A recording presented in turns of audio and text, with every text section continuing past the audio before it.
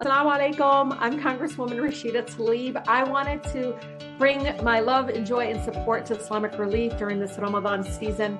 Ramadan Mubarak to all of you. Let us salute Islamic Relief USA for living up to the calling of this holy month, helping local organizations, providing food security, health care, and financial assistance to struggling communities and resettled refugees. Our Muslim American community has been on the front lines in Florida's 9th Congressional District and other areas of the nation to help us recover. I'm grateful for all the work they are doing in my district and around the world. Islamic Relief USA is constantly working together for a better world. Your charitable efforts to help reduce hunger, educate refugees, and assist survivors of domestic abuse embody the noble values that are honored in Ramadan. Your work to put the Muslim values of community and charity into action has helped not only provide food, but also healthcare, financial assistance, and many more hit hardest by this pandemic. Islamic Relief USA and the Muslim American community in my district have lived those values to the fullest these last 2 years. Thank you to Islamic Relief USA for the work you do to lift the voices of Muslims all around the world. As we continue to fight for a more just and more tolerant world, I am honored to be your partner in Congress. It's this community care that binds us as a global human family. We are better for all that you have contributed and the difference that you make. I wish you and all of my Muslim brothers and sisters a blessed month of peace and spiritual renewal. May peace and love be brought upon you. Ramadan Mubarak.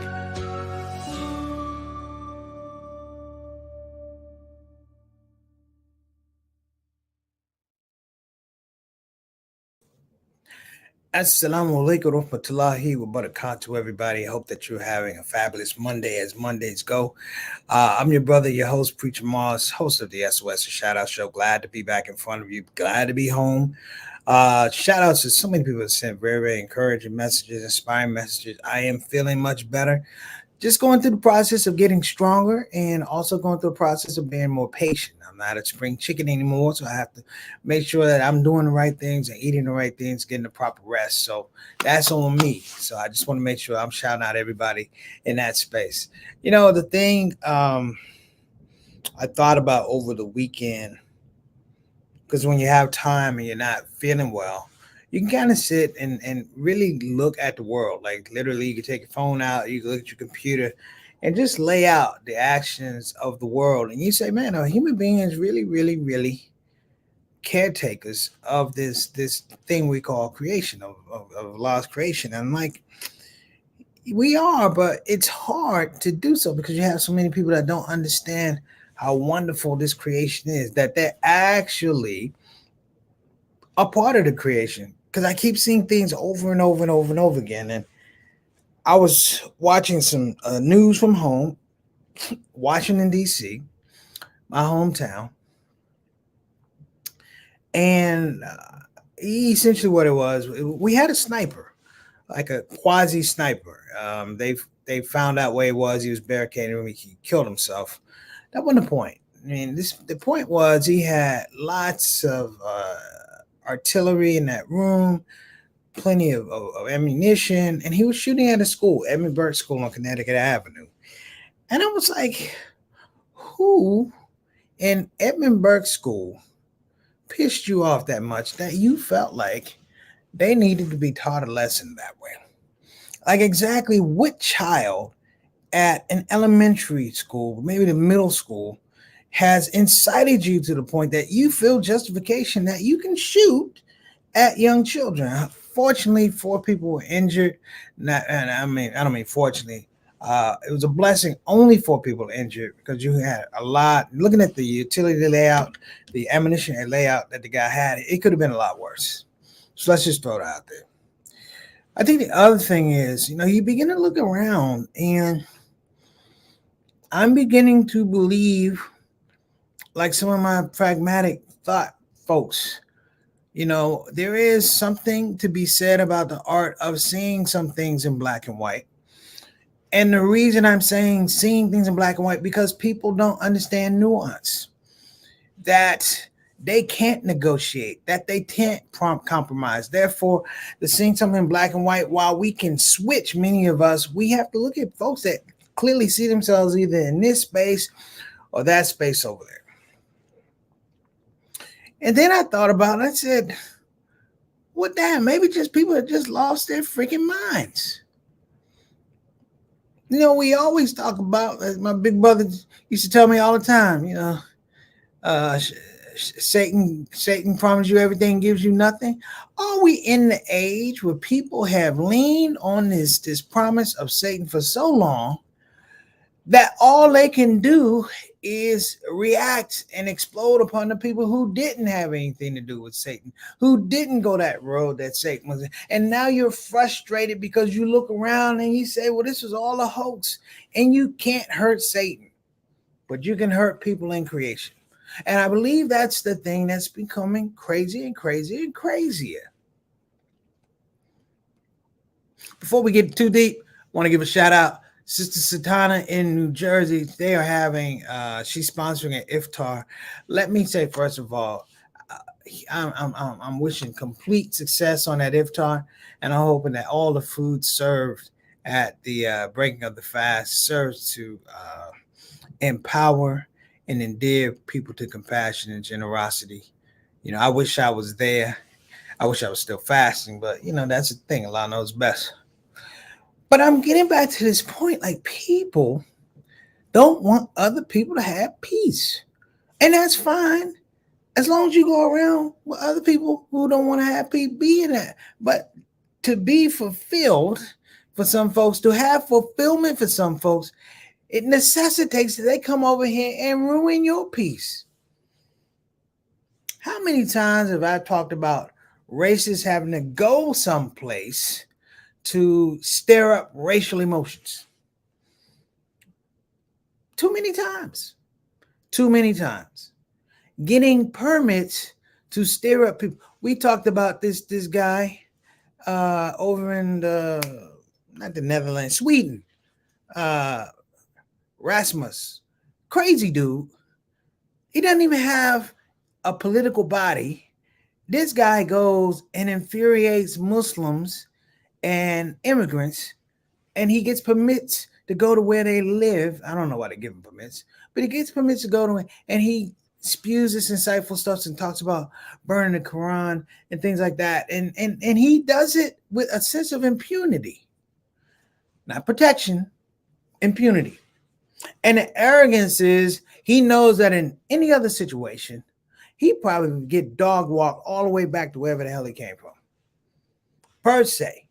If you were to come in my neighborhood acting crazy, yelling the N-word, I saw it when I was a kid. I watched my father snatch a white boy off the motorbike while it was still running. And rough him up. Don't worry, Pop, statute of limitations is over. But my dad didn't play. And what that did was just set a precedent for that young man that at least over here, you don't do that. And even when he tried it with other folks, my father didn't play either. I'm not saying he was the guardian of the neighborhood. He wasn't the equalizer, but you weren't going to play that game in front of Cliff Moss. Why? Because our family came from down south. We saw white folks try to do these things. And they did it better than they were doing it in the north. And they were cowardly and things like that. And over, we have this situation going on. But just I'm going to take a break for the cause. You know, we got to get our show right. I'm going to bring out Shout Out Show family, who I'm so proud of this Ramadan. I'll be right back. This is Preacher Moss on the SOS, talking about what makes folks act like that.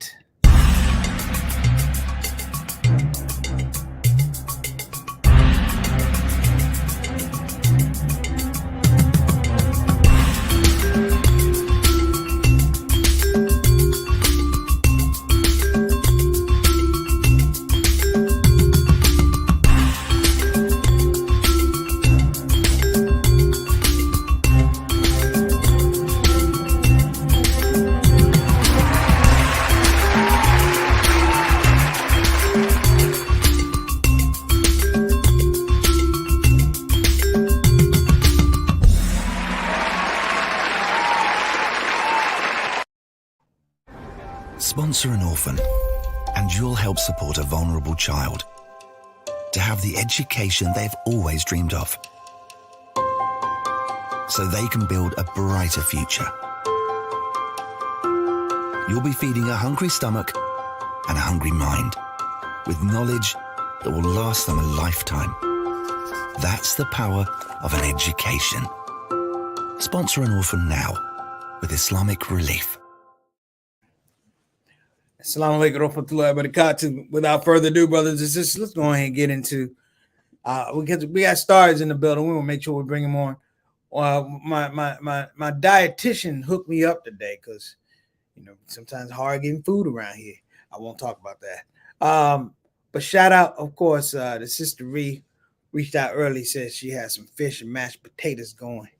And you just read when you said, do you want some? I just want you to understand the nature of a rhetorical question. You had me at, I got fish and mashed potatoes. Appreciate you. Shout out to Derek and shout out to brother Juwan. Thank you so much, Sister Ree. Always there when I need you. I appreciate you. Next up, I'll start. We got people in the building today, boy. I gotta give it up for Mr. 6 o'clock, straight up, straight down. Wa alaikum assalam wa rahmatullahi wa barakatuh. Brother Altaf, what's going on now? So I have this idea too. I want all of y'all to please participate because it takes a little coordination. It takes a little money, but it takes more coordination. And I want to do this before the end of Ramadan. If you will please appease me and help me and assist me. You know your brother's been under the weather, so I need your assistance. Okay. We call Mr. Brother Altaf, okay, Mr. 6 o'clock, straight up, straight down, our Canadian ambassador to the show. Altaf, I want to make sure that you get this done too, because I got to work all this stuff out. Sister Tana's not here, but when she comes back, we're going to talk about what we're going to do, inshallah. All right.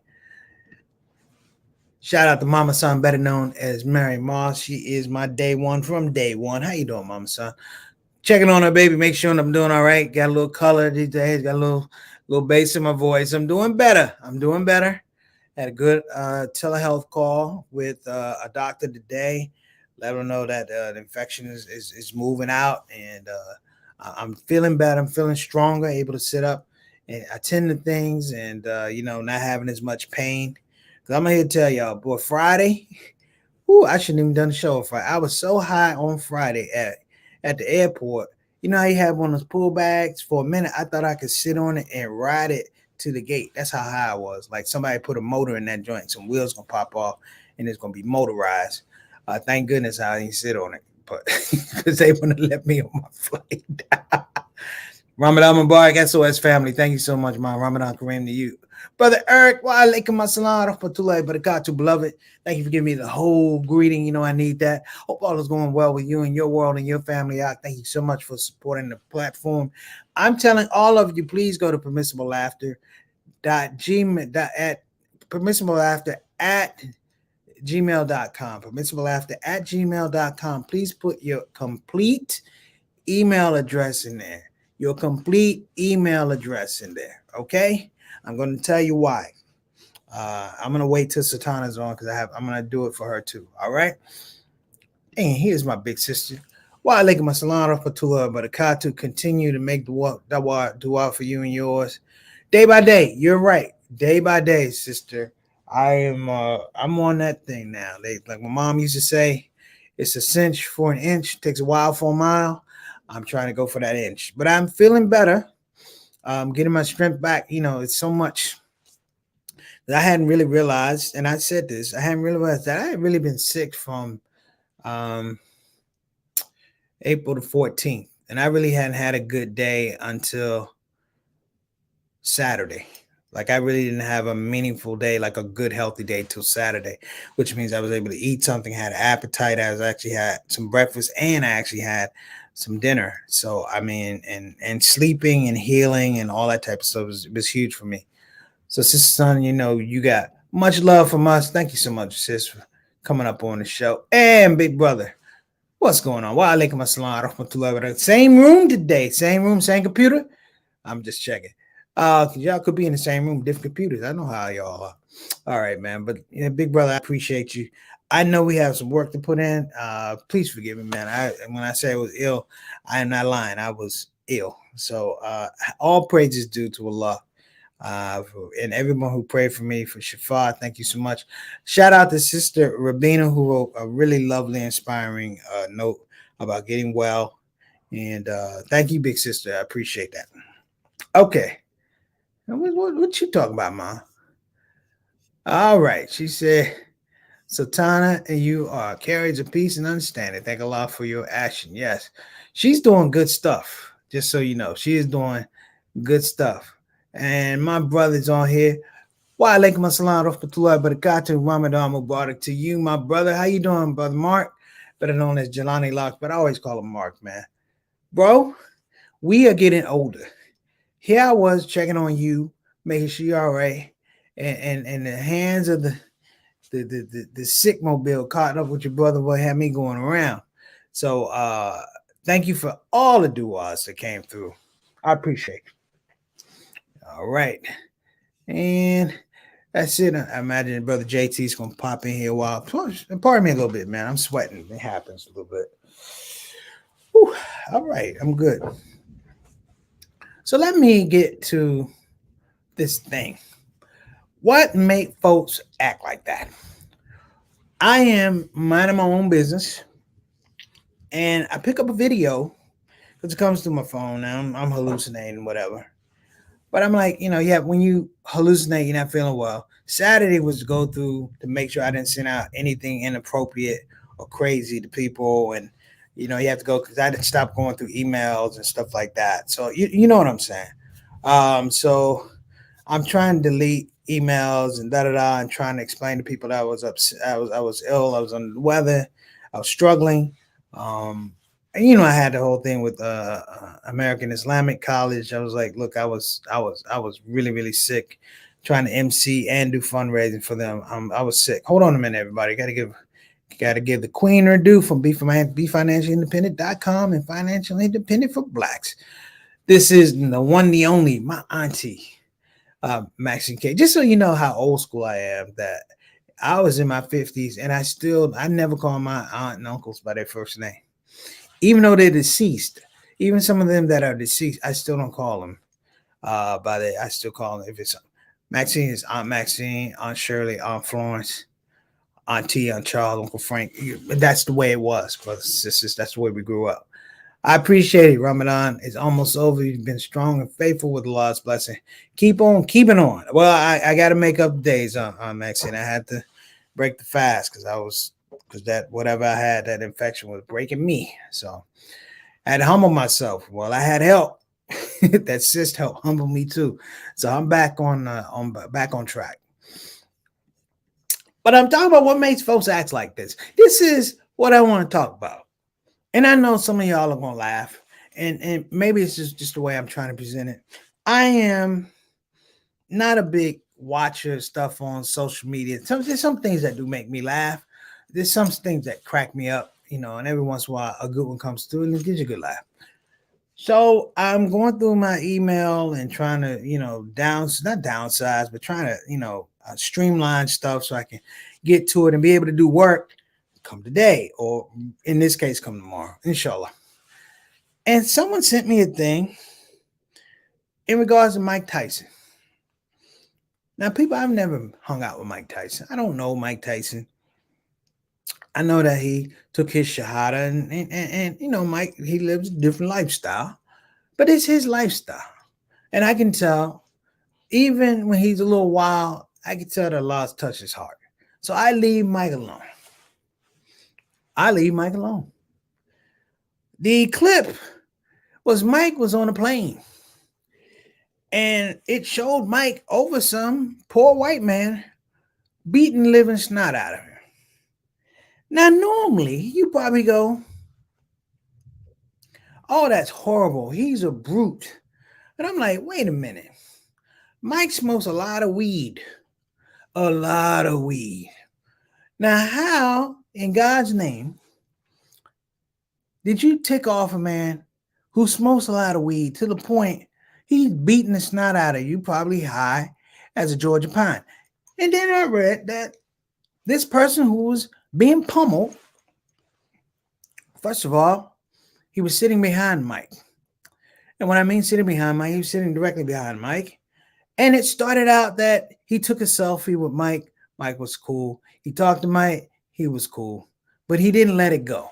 And he was intoxicated.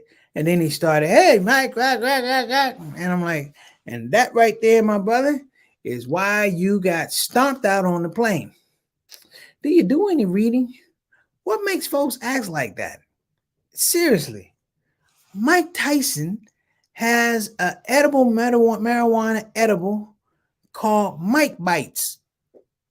And they're these little bites that in the shape of ears. Why you want to mess with a guy who's making money off of marijuana shaped in the form of a bitten ear? Why would you do that? Why would you bother this man? What makes folks act like that? Clearly, the people who have the most common sense are not in the majority.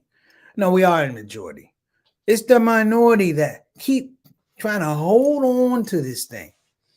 And I agree with the people who supported Mike. Because Mike said something before this ever happened. He said in this age of social media that basically people sit behind keystrokes and clicks, and they say things to you that they had never said to anybody else. They threaten you. They lie about you. He said, and they do it from this relative scope of anonymity. And here's a guy, I guess he was so drunk, he thought that he wasn't on the social app. And he got beat the snot out. I don't want it to be a thing where I'm talking about just Mike. But let's go back to my earlier premise. Are we in the time, brothers and sisters, for lack of a better word, we have people who have lived a certain way, invested a certain way, and that way was wrong.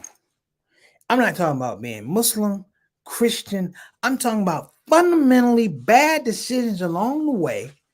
And they still haven't evolved themselves. They've only evolved themselves to the point that it's someone else's fault and they should pay. Who should pay? Anybody else who hasn't paid.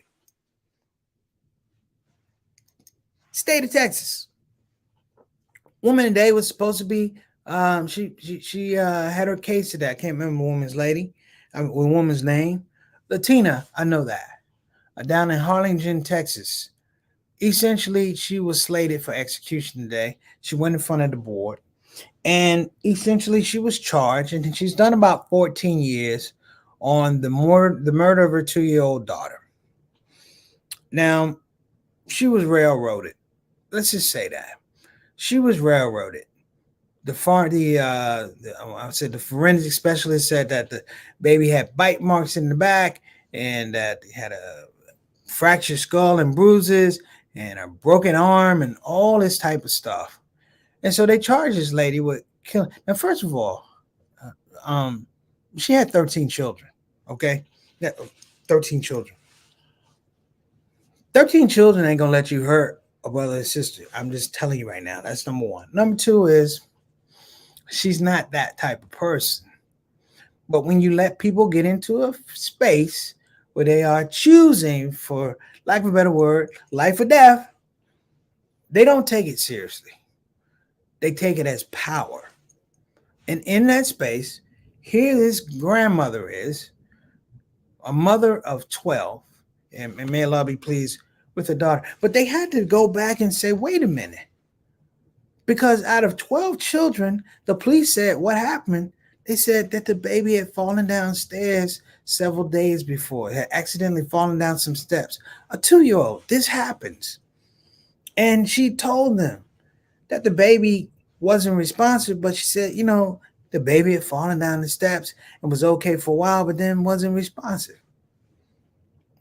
None of that got in front of the defense. None of it got in front of the jury. And they railroaded this lady. And I'm happy that they have removed this stain, at least at this level, sentenced her to death. Now it's like life without parole. But I'm hoping, particularly in the state of Texas, that and the Innocence Project is involved in this. I'm feeling personally that she's going to be released. Let's all make dua for her. I gotta figure out her name. I'm sorry, I should have that information. Actually, I did write it down. I'm just forgetful. I got to be accountable. But you have to say, what makes these folks act like that? You get in positions of power where you're supposed to help folk, and you make it clearly about you. You don't follow the laws, the mandates, the statutes, the Constitution, anything. And somehow I'm supposed to trust you with some very, very important and valuable decision making. And if I don't, then all of a sudden, it's not that I don't trust you, but I am disrespectful of power, the law, which is, I'm not going to say a whole lot about the law. You know how I feel about this. But over and over, we keep seeing this thing. So that's something I just want to throw out. We might have to do a what makes folks act like that part 2. I'm not sure. But ask yourself, when you watch the news and you see something crazy, just go, what makes folks act like that? A sniper in D.C., a white man, and let me tell you something about this white man too. I know this for a fact. This is why he got beat up. It may not show up in any cameras. But you don't mess with a black man who has a bald head. You don't mess behind his head, ears, neck. You don't mess with a black man that has a bald head behind him, or a black man who just got a new haircut. You don't be all around the ears and stuff, because all us kids that have fades and your mama walked through, and you said, oh, we're traumatized. And so Mike only reacted because he's traumatized. And sorry, white man, when he turned around, he didn't see his mama. He saw you, and you got the snot knocked out of you. I'm hoping if you guys go to court, hopefully it doesn't happen. But Mike just gives you a bag of those Mike bites, and you can chew on some chewed on ears, and life will be good. All right, let's go to the wrap. I want to make sure that we give a shout out to everybody. I want to give a shout out to, of course, we want to give a shout out to, Islamic Relief USA, doing great things, making us work. This is really a quick Ramadan 30 for 30, but I want to say it's probably our best. I know I didn't get to the Jews. Don't worry about it. You can check it out on your own. But I'll try and bring it in tomorrow. So we're gonna give a shout out to Islamic Relief, my boy Naeem, Sharif Ali. Hope everybody's doing well in that camp. Want to give a shout out to BeFinancialIndependent.com. That's 202-508-3780. Again, that's 202-508-3780. Also, we're gonna give a shout out to UsHub.tv. Again, that's UsHub.tv. Looking forward to doing some special things with them. Stay tuned. May be the month. Also, our old partners, we're going to give a shout out to Ban Islamic Graduate School. Go check them out at banonline.org. Again, that's banonline.org. And who else can we forget? We can't forget Convene Urgent Care. Shout out to Convene Urgent Care. That's been instrumental in helping me navigate this illness. If you telehealth services, things like that, if you're not feeling well, call them. Even if you can't get into a doctor, talk to a medical professional and let them know what's going on, and they can kind of prescribe what you need in terms of prescription, all that type of stuff. Believe me, they help me out tremendously. And that's no joke. All right. Now, listen, that is pretty much it for us today. We're at the end of it. I appreciate everybody, just well wishes. And I hope, inshallah, I will see all of you tomorrow. Until then, it's Preach Marsh on the Shout Out Show. Stay blessed. Assalamu alaikum wa rahmatullahi wa barakatuh.